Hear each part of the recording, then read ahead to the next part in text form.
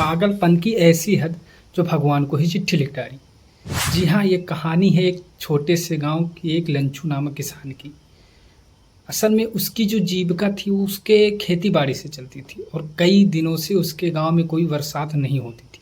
वो रोज़ आसमान में देखता था, बारिश की इंतज़ार करता था। अचानक एक दिन बादल छा गए और उसके चेहरे पे खुशी आ गई और बारिश भी हुई। फिर कुछ देर बाद ओले और पत्थर इतने पड़े, उसकी सब फसल बर्बाद हो गई और वो उदास हो गया और उसी उदासी में उसने एक पत्र लिखा, चिट्ठी लिखी भगवान को और वो पोस्ट द्वारा पोस्ट कर देता।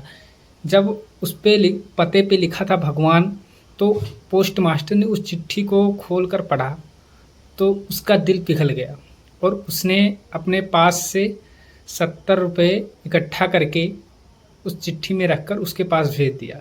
लेकिन यहाँ लंचू की ज़रूरत 100 रुपए की थी और लंचू ने वो देखा तो खुश हुआ और कहीं उसको ये चीज़ की भी तकलीफ़ हुई कि 70 रुपए ही हैं, भगवान ने मेरी पूरी नहीं की।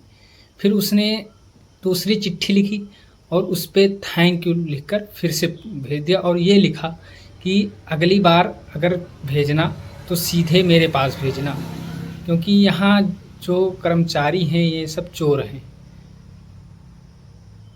फिर उसके बाद उसने पोस्ट कर दी। ये कहानी हमें ये सिखाती है कि मुश्किल समय में भी हमारा विश्वास ही हमें उम्मीद जताती है और इसके साथ दूसरों को सम्मान भी देने की ज़रूरत है।